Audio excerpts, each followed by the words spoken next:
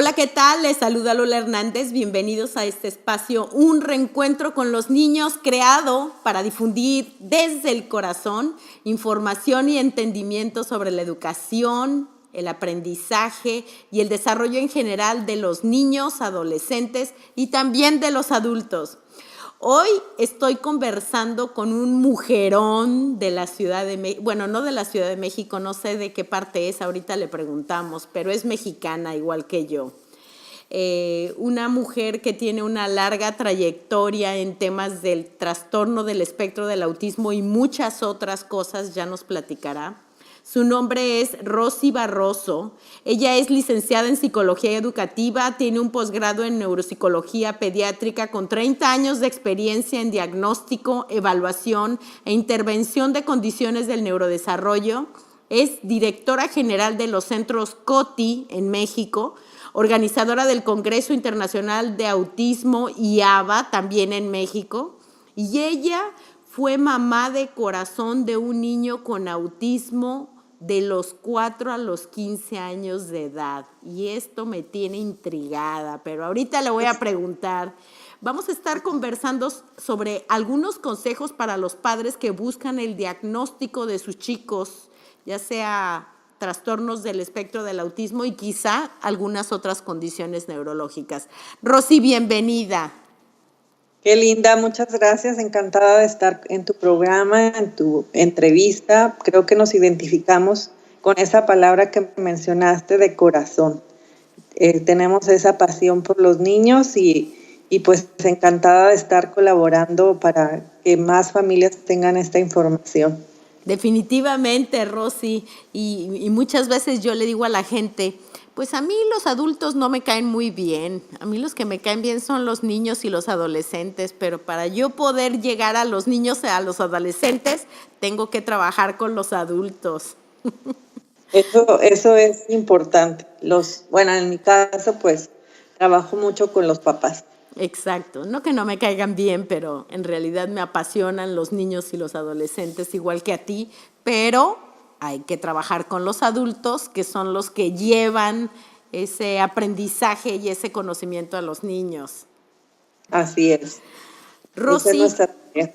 Exacto, y yo voy a comenzar preguntándote, ¿qué es esto de que fuiste mamá de corazón de un niño con autismo de los 4 a los 15 años de edad? A ver, aclárame eso de que fuiste mamá.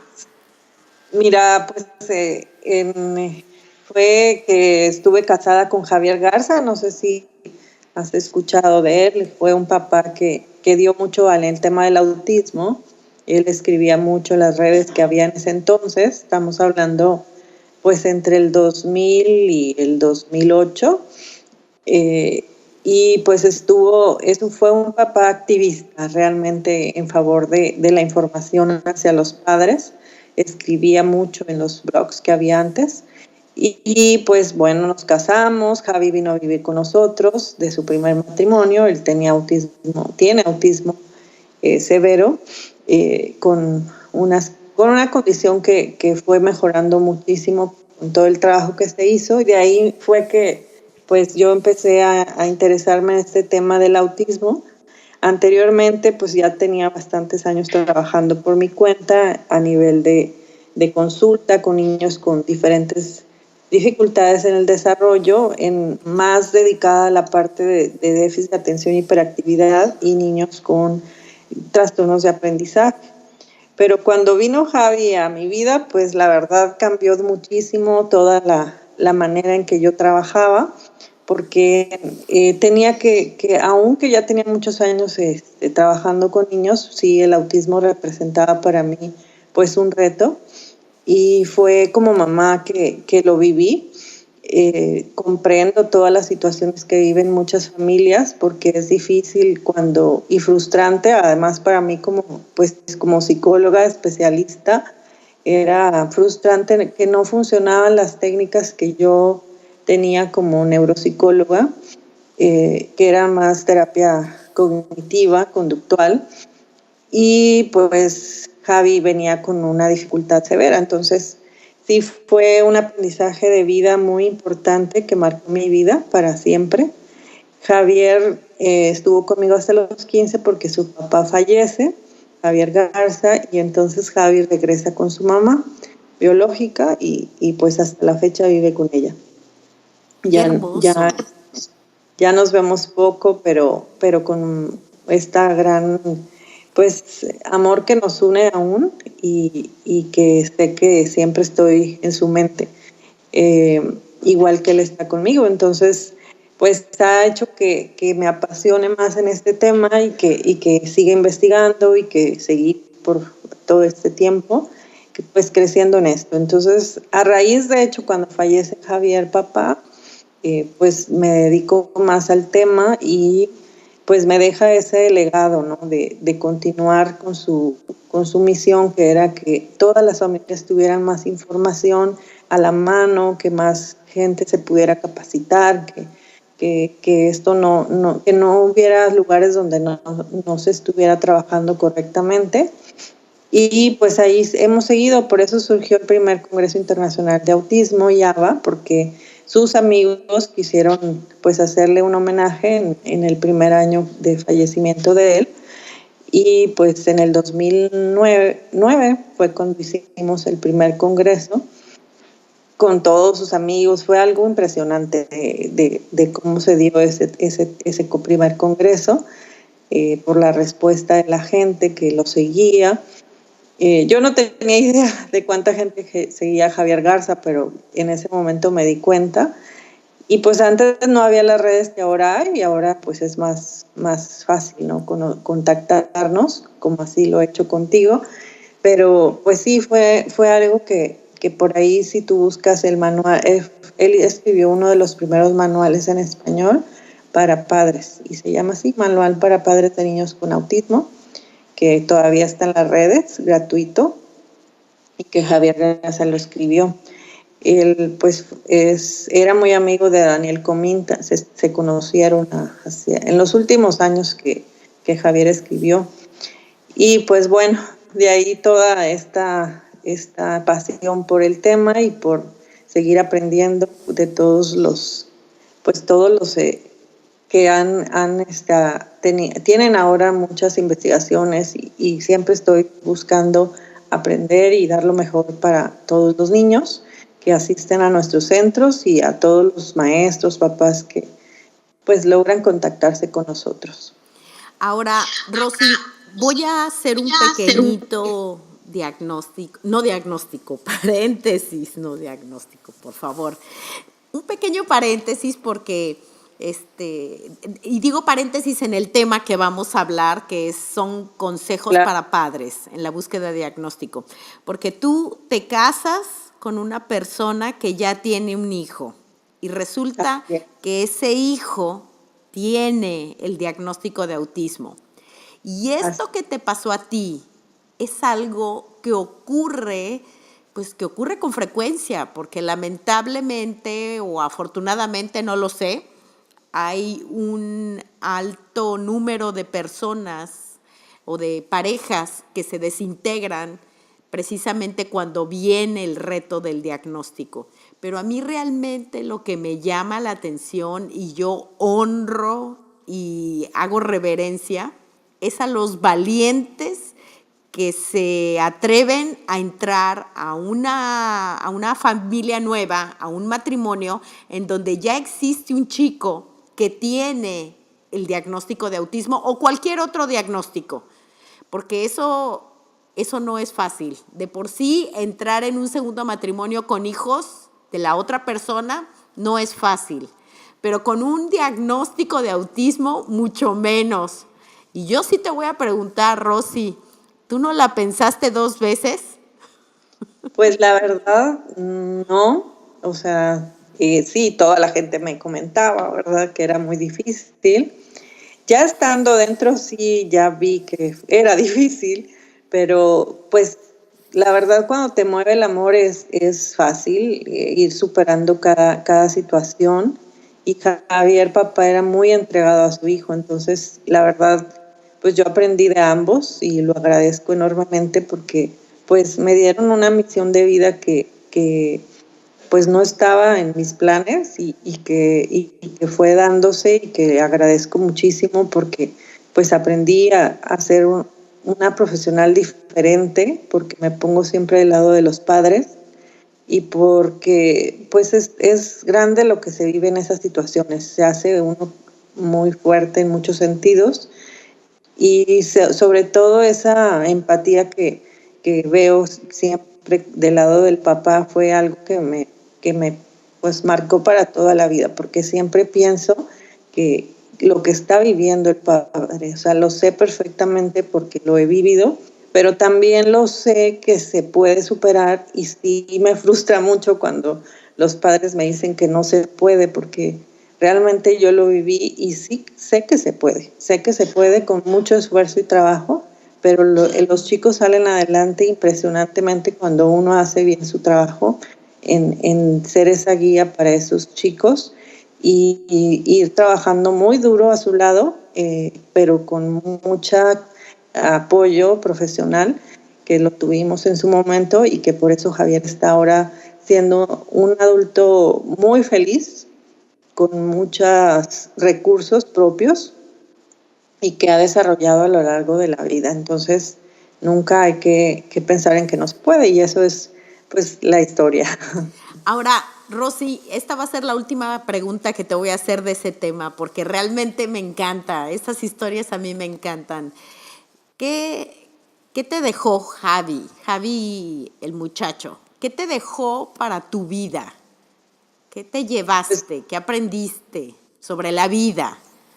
aprendí a ser muy persistente en todo lo que hago porque así fue como Javi me enseñó que nada es imposible, que todo se puede, que a pesar de las situaciones que él presentaba muy complejas, se pudo avanzar y eso es algo que me dejó que su amor, sobre todo incondicional que ellos tienen, que sé que no olvida nada, o sea que están presentes en todo, me dejó pues a toda la familia nos dejó una marca en nuestro corazón imborrable. Y creo que a todos los que lo conocimos, porque fueron muchísima gente que siempre estuvimos cercanos a él, que nos dejó eso, o sea, su amor, su forma distinta de ver el mundo, pero que nos atrapaba a todos, que siempre estamos pendientes de él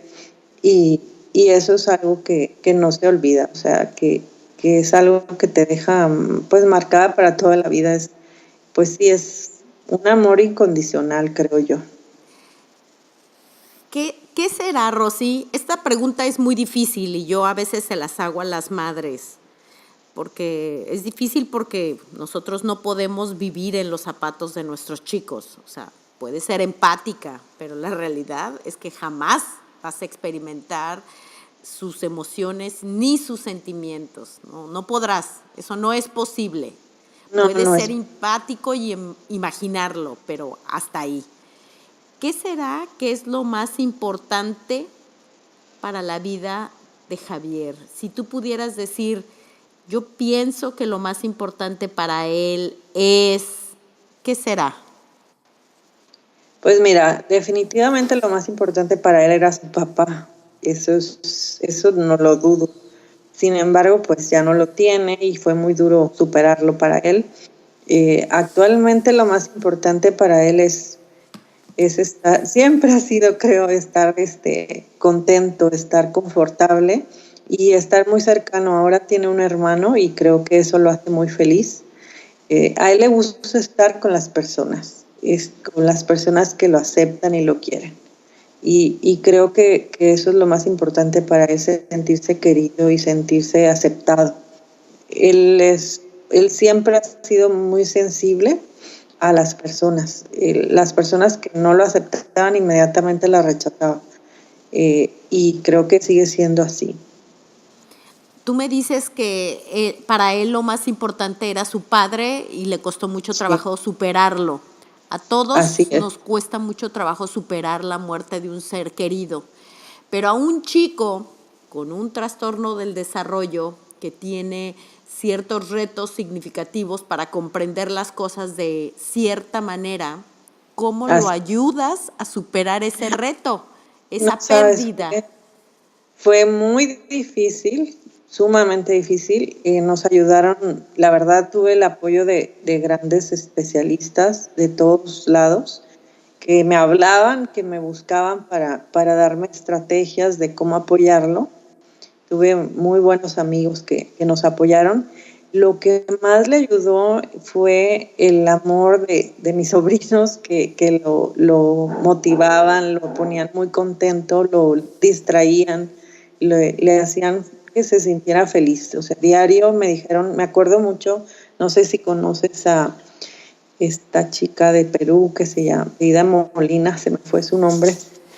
Ella me ayudó muchísimo porque me dijo, tú lo que tienes que dedicar es a ser feliz, extremadamente feliz diario a Javier.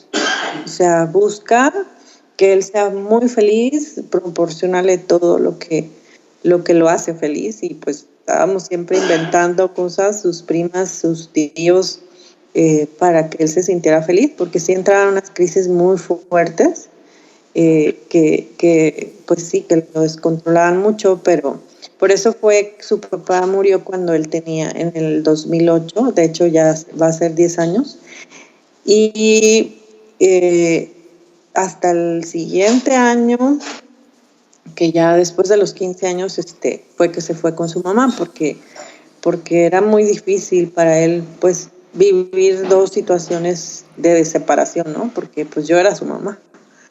Entonces, pero sí, sí lo superó con todo ese acompañamiento que le dimos, mucha compañía y muchos momentos de que se sintiera feliz, mucho ejercicio, muchas terapias, horas y horas de terapia, y salió adelante. Creo que es un chico lo más apegado a lo que se podría llamar de autónomo, o sea, se vale por sí mismo en muchas situaciones.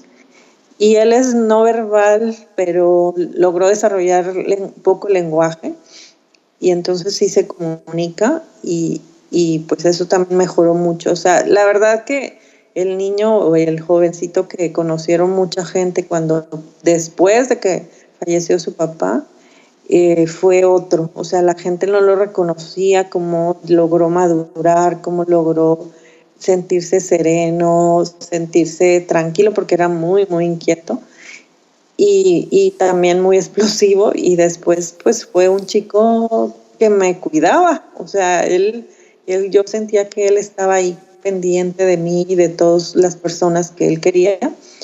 Y muy, muy diferente, o sea, cambió mucho, maduró muchísimo, avanzó muchísimo en su desarrollo, logró leer, escribir, cosas que anteriormente no lo había logrado, pero creo que fue por todo el trabajo que hicimos con él. Tuvimos siempre mucho apoyo pues de estar trabajando y buscando ayuda para él. Y así fue como, pues, ya también lo superó. O sea que esa frase que existe, el amor lo puede todo, realmente eso es lo es. Eso es lo que es. Eso es y eso sigue siendo. O sea, creo que por eso hay nuestra frase favorita y lo que más queremos en nuestros centros es que todas las personas que se acercan a trabajar con los niños pues amen lo que hacen, y eso es lo que buscamos, amar lo que hacemos para que se refleje en el desarrollo de los niños. Claro, Rosy. Y a eso que ustedes hacen, yo voy a añadir algo, porque muchas veces para amar lo que haces, te tienes que amar tú a ti Ah, no, mismo. por supuesto. Si no te amas tú, es muy difícil experimentar el verdadero amor allá afuera, ya sea en lo que haces o en otras personas o en cualquier actividad. Qué linda Así. historia, Rosy. Ay, me Y encanta, pero me mueve muchas cosas, la verdad. sí, pero gracias por compartirla porque, sabes, seguramente muchos de los que nos escuchan conocen o ellos mismos atraviesan por situaciones de pérdida con los chicos y Sí, realmente no saben cómo superarlo. Entonces, esta es una invitación quizás hasta para crear una conferencia, un manual, un algo porque Sí, a mí sí, sí me han sí. buscado padres de familia, bueno, el padre o la madre, o el abuelo o la abuela, diciéndome que la mamá del chico acaba de morir. Y Sí, qué desesperados me buscan. Qué golpe tan fuerte para el muchacho. No me había tocado papá, me había tocado mamá. sí, Entonces, fíjate, pues, eh, fue difícil, pero sí se puede superar y creo que sí tienes razón, esto es algo para compartirse, ¿no? Y escribirlo, tengo esto pendiente. definitivamente. Y quizá ya cuando lo tengas más desarrollado, te traemos otra vez al programa y nos hablas específicamente de esa parte, de cómo ayudarlos a superar esos duelos, porque realmente es un tema del que no hay información, no se habla, Claro, no se habla mucho. De la no se muerte no habla se mucho, habla. ¿no? Y es algo que tenemos muy, pues, presente, lo debemos de tener porque, pues, puede suceder. La verdad, nunca te lo imaginas cómo sucede, pero cómo no, hay un nuevo tema para platicar. Definitivo, En- Rosy. Un nuevo tema, vamos, porque de que nos vamos a ir, nos vamos a ir. sí, ¿Cuándo? No sabemos. sabemos. Tenemos un contrato que está firmado para irnos, pero no sabemos cuándo. Entonces necesitamos tener muchas cosas y una de las cosas que tenemos que tener listas para poder estar en paz es la búsqueda del diagnóstico de nuestros chicos, Rosy. En tu Así. experiencia de vida, ¿cuáles son los retos más importantes para los padres cuando están buscando un diagnóstico para sus hijos? Pues mira, depende de en dónde vivan, pues se hace más complicado. Si viven en ciudades donde no hay mucha información y ven que hay estas situaciones de que ven ellos mismos, se dan cuenta como papás que su hijo va en un desarrollo distinto, que va pues con un desfase en su desarrollo y empiezan esa búsqueda del profesional que les pueda dar una información sobre qué está pasando con su hijo. Es ahí donde empieza el problema, porque en muchas ciudades no hay los profesionales capacitados ni los recursos para ese padre aclare la situación de su hijo. Y eso es como me lo mencionan muy frecuente, un peregrinaje donde pues muchas veces caen en manos de personas inexpertas que quieren ayudar pero no saben cómo. Ya cada vez es menos, sin embargo aún existe. Aún existen familias que vienen con nosotros desde ciudades súper lejanas con un niño ya muy grande y que nadie le ha podido dar un diagnóstico. Incluso adultos han venido con nosotros a encontrar una respuesta a todo lo que han vivido, o familias con su ya hijo adulto. Y esto es triste porque se pudo hacer mucho y no se hizo, ¿verdad? Y entonces a raíz de eso y de toda esa pasión que te comenté hace rato, pues empezamos a buscar de qué manera pudiéramos pues ayudar, ¿no? A que estos retos se reduzcan en el país y hemos encontrado muy buenas respuestas. Ahora, Es, Rosy, déjame te pregunto algo y ahorita nos sigues contando sobre sí, lo que están haciendo. A esos padres que están en este peregrinar, que te reportan que no hay especialistas que sepan suficiente sobre el tema, que no saben sobre el diagnóstico, etcétera. ¿Cuál es la recomendación para esos padres o para cualquier padre que se da cuenta probablemente que quizá puede haber un trastorno del desarrollo y están en la búsqueda? ¿Qué se les yo recomienda a los padres? lo que más les recomiendo es que no se detengan en esa búsqueda porque a veces, o sea, cuando ven que hay un desfase en el desarrollo y su hijo ya está en un lugar supuestamente atendido, pero no le han dicho cuál es el diagnóstico de su hijo, eso es algo muy grave, porque están trabajando a ciegas ante una situación que el mismo pseudo profesional le dice al padre que pues no se preocupe, que no importa el diagnóstico, que su hijo va a ir avanzando. Y a lo mejor sí es cierto, pero cuando vemos que ese hijo no tiene diagnóstico y además no avanza en su desarrollo, el padre lo ve pues estancado, como inició casi igual. Entonces esto es muy terrible porque el niño está perdiendo grandes oportunidades de tiempo para aprovechar esa neuroplasticidad que él posee para lograr avanzar en su desarrollo. Y esto sucede muy frecuentemente. Hay muchísimos centros que no han sido, que en México y yo creo que y América Latina, pues no existen maneras de certificar o de verificar que ese centro o ese profesional tiene las herramientas. Entonces el papá se enfrenta a estas situaciones de desinformación o de falta de ética y creo que lo primero que debe hacer el papá pues sí es buscar profesionales que puedan darle una respuesta en cuanto al diagnóstico, lo pongan por escrito y le den recomendaciones para ir trabajando en casa, lo involucren en ese desarrollo de su hijo y además reciba avances, pues los niños avanzan por semana. No hay manera de que no avance si se está trabajando bien con ellos. Entonces eso es algo que deben de tener muy en cuenta. Si su hijo no avanza, bueno, no tiene un diagnóstico y ya está en un centro y nunca le han dicho qué es lo que tiene su hijo, pues eso hay que pues dudar de esa situación, ¿no? Y por otro lado, si tiene ese centro donde le dijeron que no importa el diagnóstico, pero que el niño debe avanzar, pues eso es lo que tiene que ver, que sí avance en su desarrollo. Ahora, Rosy, he tenido oportunidad de escuchar a algunos padres que me dicen, observo todo esto en mi hijo, claramente algún reto significativo, no sé si con Claro, autismo o no.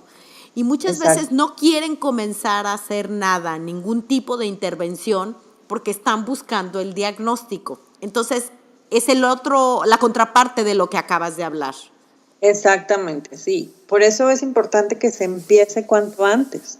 Pero lo que estoy refiriendo es que realmente vean que el niño avanza. No quiero mencionar ningún centro ni ninguna situación, pero muchos, en México al menos, los papás de bebés los llevan a centros de estimulación temprana, que es algo bueno. Sin embargo, cuando hay un reto, ya que hay un desfase, esos centros de estimulación temprana, pues no funcionan para lo que queremos que el niño sea atendido. Entonces sí hay que tener una pues lupa, como papás se dan cuenta que no está avanzando en lo que debe de avanzar.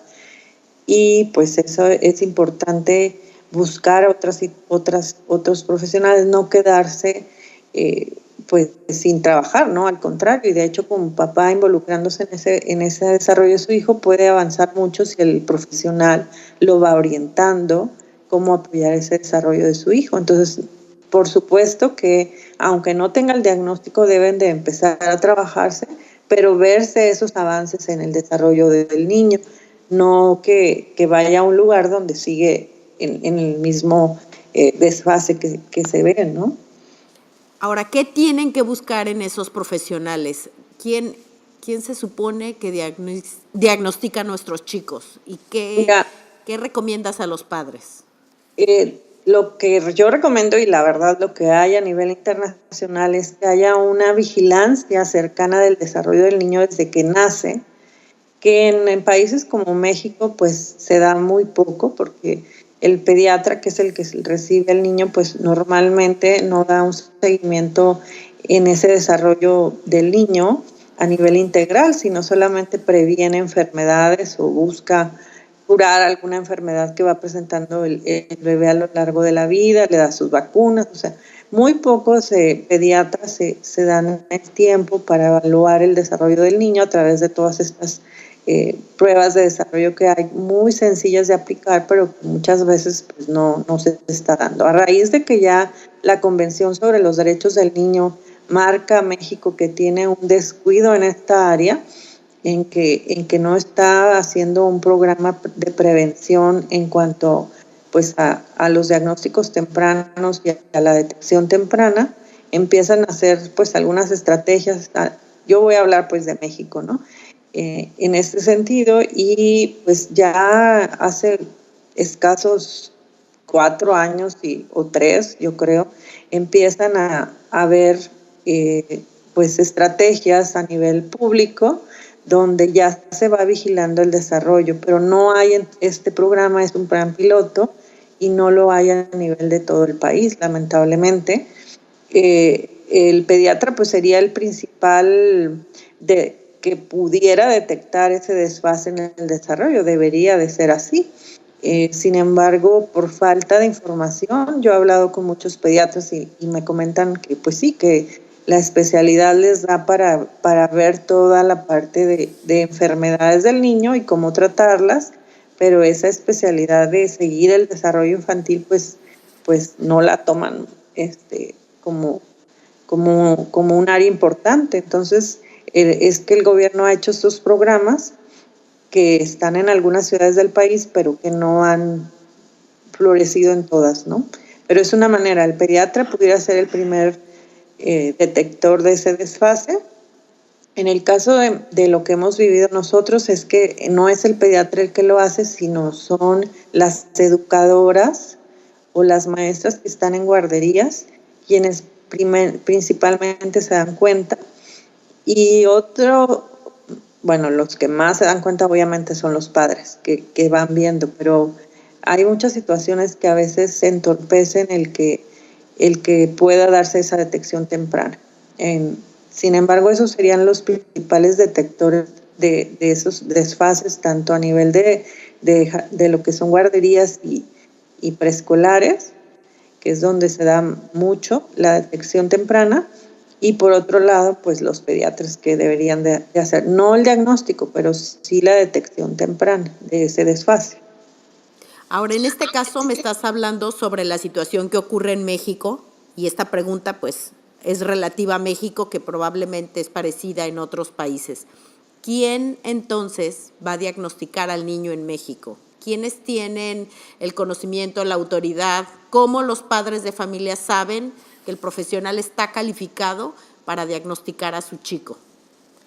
Pues mira, lo que más deben de ver es la experiencia de ese profesional en el tema, porque como lo mencionó el doctor Orellana hace poco en una de tus entrevistas, y lo acaba de publicar también, y lo vemos nosotros frecuentemente, la experiencia en la observación clínica es lo que te hace ser más experto en el tema del diagnóstico, además de contar con instrumentos de diagnóstico para lograrlo. Entonces, cuando un papá se acerca pues al psicólogo, que en México la verdad lo está un poco confuso en quién debe hacer ese diagnóstico, porque lo que hacen las escuelas o los pediatras es canalizar al niño con el neurólogo pediatra. Y en México los que dan los diagnósticos por lo regular son los neurólogos pediatras. Sin embargo, hay muchas situaciones de error porque el neurólogo pediatra hace una consulta que pues, puede durar máximo 1 hora y a lo mejor no cuenta con toda la experiencia clínica ni con todos los recursos para apoyar ese diagnóstico en 1 hora. Nuestros niños, tú sabes que son impredecibles en su comportamiento y pues pueden ser que en ese momento pues no haya suficientes datos para observarlo y confirmar un diagnóstico. La verdad, cuando lo hacen los neurólogos en una primera cita, sí me parece muy arriesgado. Sin embargo, esa es la situación en México. Los neurólogos pediatras son los que están haciendo los diagnósticos o los paidopsiquiatras, que todavía el paidopsiquiatra tiene un poquito más de recursos en cuanto a que posee instrumentos para diagnosticarlo. En cambio, el neuropediatra casi no los conoce o no los utiliza. Y pues bueno, esa es la situación en México. Donde debe de ir el papá pues es con un especialista en psicología del neurodesarrollo, que puede ser un neuropsicólogo infantil, donde le hagan toda una evaluación completa de su desarrollo y además hagan una evaluación con algunos instrumentos para apoyar el diagnóstico. Pero lo principal es que tenga experiencia en la observación clínica. Rosy, estás hablando de una evaluación completa. A Así mí es. te voy a decir y te voy a ser honesta. he tenido la fortuna de que se acercan padres de familia conmigo en algunos eventos en los que he participado en México y me dicen que un psicólogo diagnosticó a su hijo mientras estaban en la conferencia. Él estaba observando a su hijo y prácticamente se los diagnosticó. O sea, en el intermedio fueron a hablar con el psicólogo, traían al niño con ellos, el psicólogo lo observó. Yo creo que ¿cuánto pudo haber durado el descanso? 30 minutos, cuando mucho, 45. Y cuando salió de esa observación, el niño ya tenía un diagnóstico. Y esta es una realidad que está ocurriendo.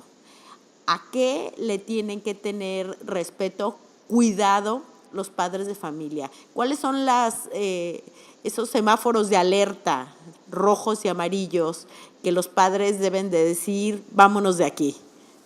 No, pues ese sería uno, ¿verdad? Porque es muy poco ético que alguien en menos de una hora pueda dar un diagnóstico de ese tipo, ¿verdad? Porque no estamos hablando de un tema de tiene una erupción en la piel, que también sería muy peligroso de estar dando diagnósticos, pero es algo tan delicado que marca la vida de las personas, de toda una familia, que cómo puedes atreverte a dar ese diagnóstico.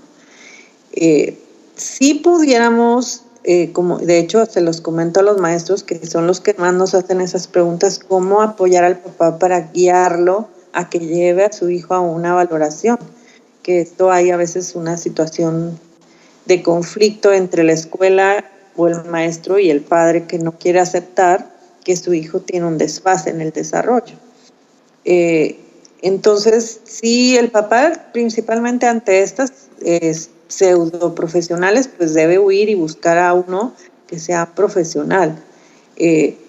Pudiéramos detectar algunas alertas que lo ponga en evidencia ante el papá, de decir con toda honestidad, veo estas alertas y le sugiero que lleve a su hijo a una valoración completa para buscar ese diagnóstico más preciso. Pero no puedes decir su hijo tiene diagnóstico en una consulta o en una observación de 40 minutos. Es imposible.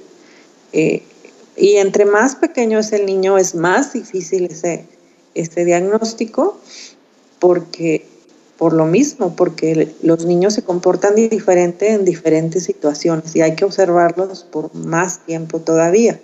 Entonces, pues sí es delicado, pero sí sucede mucho en México porque no hay ninguna regulación que vaya, pues por lo menos que tenga algunas credenciales para hacer un diagnóstico. O sea, nadie lo tiene. No hay alguien que regule esa situación, como lo hay con los médicos, que si tú vas a un médico que te dijeron que es oftalmólogo, pues tú buscas en su pared la especialidad de oftalmología, ¿no? Y te lo recomendaron y vas porque ya trató a otras personas que te dieron buenas referencias de él. Creo que eso es algo importante. Claro, muy importante. Y muy importante que los padres sepan también, quizá no que se hagan expertos en un principio, pero qué tipo de herramientas se deben de usar, qué tipo de herramientas el especialista debe utilizar para evaluar a estos chicos. Que por lo menos los padres puedan preguntar, oye, ¿qué herramienta estás utilizando para evaluar a mi hijo? Exacto, eso es muy importante. Qué bueno que me haces esa pregunta, porque precisamente nosotros nos llegan chicos de muchísimos lugares del país a nuestro centro con un informe que les dieron en otros lugares. Y lo analizamos y en muchas nos tocan de dos situaciones. Esos informes a veces no contienen el diagnóstico, ni contienen ninguna prueba que vaya a apoyar ese diagnóstico. Es decir, el psicólogo solo hace observaciones y las anota, pero no concluye nada ni menciona más que algunas situaciones evidentes, que hay un desfase en el desarrollo del lenguaje, que hay un desfase en tal área, pero no concluye nada ni tampoco da recomendaciones a los padres. Eso se da por un lado. Y por otro, que también es muy grave, lo que muy frecuente nos comentan los papás es que hay psicólogos que les entregan un libro, o sea, es un libro de todo lo que supuestamente le aplicaron al niño, de muchas pruebas que son complejas, que requieren de mucho razonamiento del niño para poderlas contestar. Estamos hablando de un niño que es no verbal, que no coopera, que no se sienta, que no sigue instrucciones, que no comprende, que no imita, y le entregaron todo un libro con todos los, no te imaginas, o sea, como unos 8 instrumentos que le aplicaron. Y lo más terrible es que ese papá le digo yo, ¿y cuánto tiempo se tardaron en hacer esta valoración? Me dice el papá, lo más terrible es que mi hijo se la pasó llorando todo el tiempo y solamente lo vio 2 horas. Wow. ¿Qué tienes con esa respuesta?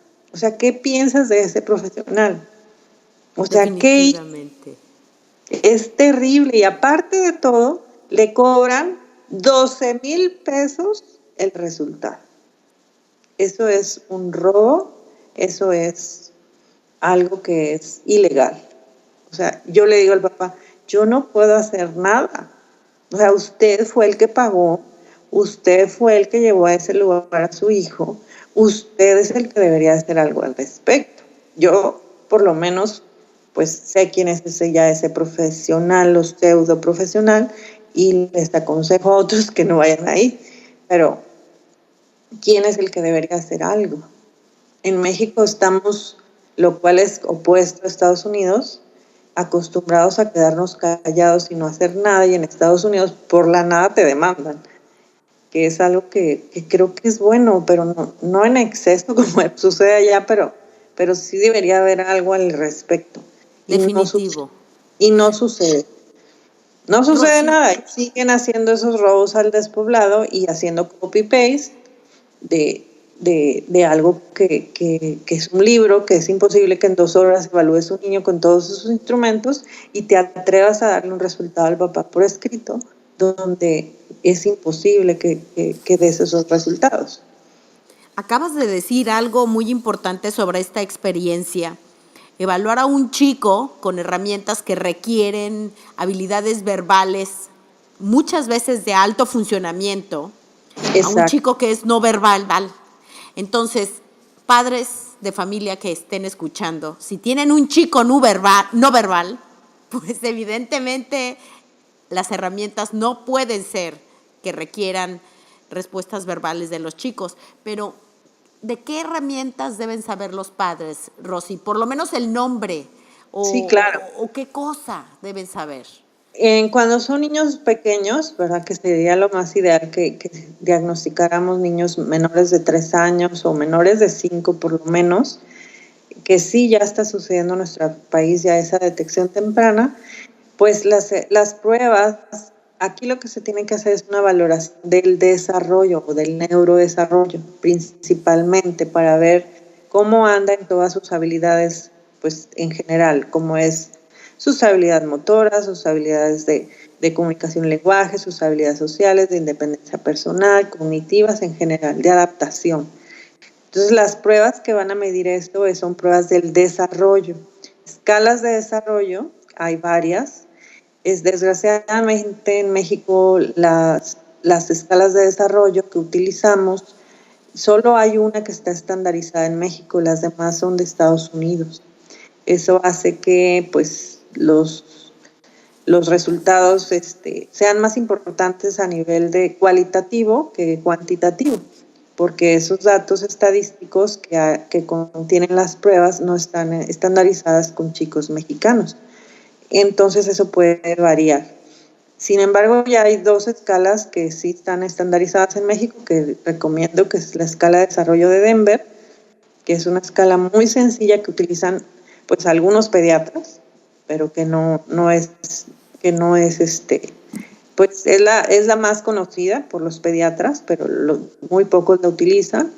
Otra escala es la escala, es una evaluación del desarrollo infantil que se llama así EDI, que las dos están gratuitas en la red, las pueden bajar y utilizar para medir el desarrollo del niño, que eso es lo principal que tenemos que hacer.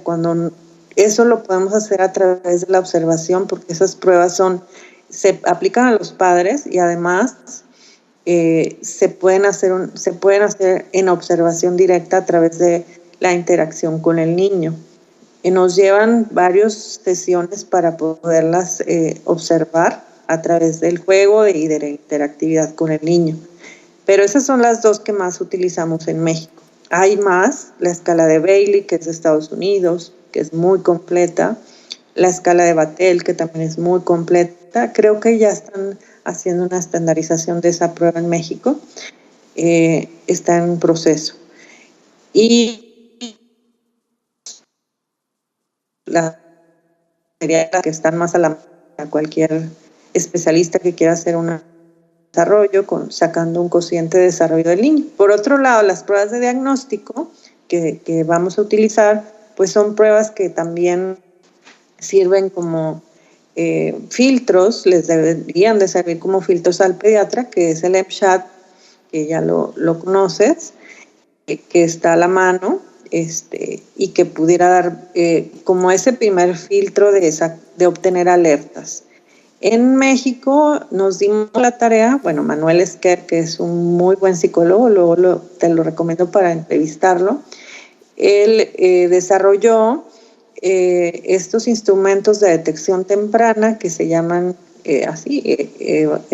evaluación del desarrollo, de detección del desarrollo y del autismo. Y hay dos instrumentos que hizo él, que es uno para niños menores de años y otro para niños mayores que son hasta los 6 años. Porque estos instrumentos él ya no los escalas para aplicarse a los padres como es el MSHAT, sino que son escalas para aplicarse a la educadora del grupo, ya sea de guardería o de preescolar. Y la maestra puede utilizar este instrumento para aplicarlo a su grupo, a cada uno de sus niños, y sacarlos si hay algún niño con alguna señal de alerta. En el tema sale reflejado tanto situaciones de alerta obviamente en autismo, en trastornos de comunicación y lenguaje y trastornos de conducta. Es lo que te identifica el instrumento.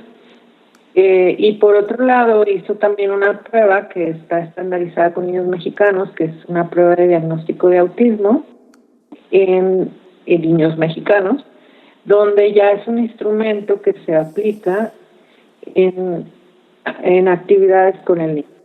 La observación de diferentes ítems de actividad con el niño, que no implica que sea verbal, o sea, son actividades que se aplican en algunos materiales para ver la respuesta del niño a diferentes situaciones, y básicamente lo que observamos es la sintomatología que presenta el niño cuando está dentro del espectro del autismo. Se va revisando la parte de la atención conjunta, se va revisando la parte de imitación, se va revisando la parte de interactividad, la comunicación interactiva, la parte de respuesta social, o sea, todo esto que viene a ir revisando muy específicamente cada una de esas sintomatologías.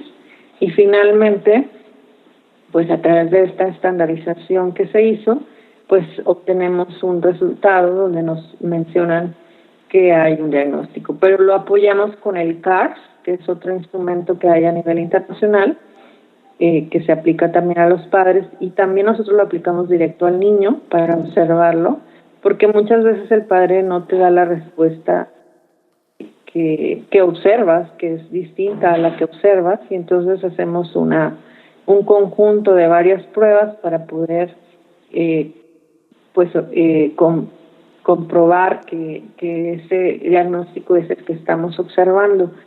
Pero lo que más ayuda, sinceramente, los años de experiencia en observar cientos de casos en los que se va presentando esta situación, que la verdad para mí sí es alarmante porque yo trabajé muchos años a nivel público en escuelas al inicio de mi carrera, y yo pues veía, no sé, escuelas de 200, de 400 niños en el país, en el norte. Yo soy de Monterrey, y pues no había todos estos casos que ahora se presentan en la escuela, a pesar de que estábamos haciendo pues una evaluación de todos esos niños y que se presentaban muchos problemas, pero nunca veíamos estos casos de autismo. O sea, era muy raro que habláramos con algún niño con estas situaciones a nivel en preescolar o en primaria. Era como casos extraños, y ahora es muy frecuente, es muy frecuente, y creo que sí tiene que ver con que tenemos más instrumentos y más información para detectarlos, pero creo que no, o sea, pero creo que en ese entonces pues yo ya tenía los conocimientos para saber cuándo había un niño con autismo, porque ya tenía la especialidad de neuropsicología, y aún así no veía esos casos. Era muy raro que los viéramos. Rosy, quiero mencionar que debajo de este audio, aquí en YouTube, que lo pueden encontrar, vamos a poner la liga de alguna de esas herramientas, de esos instrumentos que estás hablando, sería bueno, por si existe gente que tenga la necesidad de leerlo, la curiosidad, alguien que lo necesite. Entonces vamos a colocar algunas de esas ligas debajo de esta entrevista para que la gente tenga acceso. Sí. Por otro lado, ya para ir cerrando un poquito con esto, Rosy, ¿tú qué haces? ¿En dónde te puede localizar la gente? ¿Qué tipo de trabajo tú haces con las familias, además de organizar estos grandes eventos, estas conferencias anuales de autismo y ABA por todo el país? Rosy Barroso, ¿en dónde la localizan? ¿Qué hace? ¿Cómo ayuda a la familia? Mira, ¿cómo ayudamos? Nosotros tenemos centros de orientación temprana integral infantil, que son los centros COTI, que estamos en diferentes partes del país. ¿Por qué hemos ido creciendo? Pues por la necesidad que hay, porque algunas personas en un momento nos conocieron a través de los congresos y de la respuesta que les damos a los padres de familia. Lo primero que creo que tenemos esa experiencia es en el precisamente en dar un diagnóstico pues muy basado en evidencia, o sea, a través de una valoración del desarrollo, y donde damos una explicación muy amplia, pero muy congruente con el vocabulario del papá para que lo comprenda, y le damos un reporte cualitativo de ese desarrollo que está presentando y algunos datos cuantitativos importantes en cuanto a su desarrollo, y damos un diagnóstico. Nuestra principal, creo, área que tenemos más experiencia como Centros COTI, estamos en diferentes partes del país. En Aguascalientes, en Monterrey tenemos 3 centros, en Querétaro, estamos en León, y próximamente en algunas otras ciudades. Lo importante de nuestro trabajo ha sido este trabajo de involucrar a los padres en el desarrollo de su hijo, en darle seguimiento pues somos un centro de orientación, entonces buscamos mucho y apoyamos mucho el que los colegios, los preescolares y guarderías tengan esta información. Nos dedicamos también, obviamente, a la evaluación. Tenemos años, yo soy neuropsicóloga, entonces creo que eso me ayudó a ir formando estas, procesos de evaluación que hacemos con los niños, donde involucramos a los papás. Y en la parte de intervención, pues hemos trabajado con niños de diferentes tipos de situaciones neurológicas, buscando siempre que el niño sea autónomo y llegue a una escolarización como cualquier otro niño con los mismos derechos, y siempre estamos buscando eso, colegios que tengan esta disposición de dar una educación de calidad a sus alumnos. ¿Sí me escuchas? Sí, te escucho. Está un poco baja la señal y quité el video. Bueno, de acuerdo, es que de repente vi que algo pasaba. Y pues bueno, esto es lo que hacemos en los centros COTI. Hemos desarrollado nuestras propias metodologías en cuanto a la intervención temprana a través de grupos que les llamamos COTI Kids, donde los niños acuden previamente al colegio a entrar a un preescolar, acuden a nuestro centro a recibir una intervención temprana integral, donde pues de manera intensiva trabajamos con ellos de 4 o 5 horas diarias, en grupo e individual, combinando estas, y pues hemos tenido muy buenos resultados. Ya van varias generaciones que se ingresan a preescolar, sobre todo en Monterrey, que tenemos más tiempo trabajando, y pues ha sido de mucho ayuda para el niño porque le damos todas las herramientas básicas para que se pueda integrar y aprender por sí mismo en un preescolar. Y pues son niños que ahorita pues ya van muy desarrollados, o sea, con muchas habilidades, que a diferencia de recibir solamente pues 3 horas a la semana o 5 horas a la semana, este es un programa más intensivo y que ha sido de mucha ayuda a muchos pequeños. ¿Y por qué? Porque también involucramos diariamente a los papás en ese proceso. Muy Esto bien, es lo que Rosy. hacemos en los centros. Pues muchísimas gracias. Y De ahí todos modos, también vamos a colocar la liga está, a la página de ándale, COTI. la página. Sí, Ajá. vamos a colocar la liga para que los padres entren a la página de COTI, los que estén interesados, que vivan en México, en buscar más información, en llamar, en saber exactamente en dónde están localizados. Rosy, ha sido un placer tenerte aquí en este espacio. Gracias por compartir esta información tan valiosa que seguramente para muchos padres será de mucha ayuda. Gracias a todos ustedes por escucharnos. No, gracias a ti, y pues seguimos en contacto y pendientes de todos estos temas que nos compartes. Así Muchas mismo gracias. Gracias, Rosy. Esta es Lola Hernández en un reencuentro con los niños. Nos escuchamos la próxima semana. Que tengan un hermoso día. Hasta luego.